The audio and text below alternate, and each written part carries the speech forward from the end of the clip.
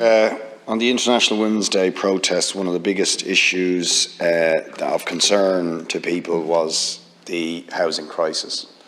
Now, we've had extensive debate about your decision to lift the eviction ban, but one of the features of the people who are going into homelessness is how many of them are women and children, and the impact that that has on children. And I just want to give you an example and ask, what are people like this supposed to do? And is anything going to change? Right?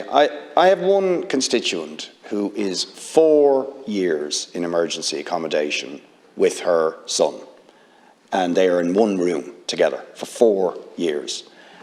So that child, whose mental health is on the floor, has been in emergency accommodation since he was about 8. And still in the same single room with his mother at the age of 12. You can imagine how difficult that makes, bringing friends around, what that does to his mental health. She, by the way, works with vulnerable children for TUSLA, right? But she was knocked off the list because she's over the threshold. She's now been told she's not getting her time back because it was a little bit before the 14 months, or now, which, by the way, turns out to be 13 and a half months. So this is the kind of stuff that people have to deal with. And I just looked at an advertisement for Cherrywood, for the 2-bedroom apartment that she might look to live in, right, which is the biggest residential development in our area. Do you know how much they're advertising them for now, just today? €2,600 a month, right? What is she supposed to do? I'm genuinely asking, even the eviction ban debate, because she's in homeless accommodation, what is she supposed to do to get out of that situation?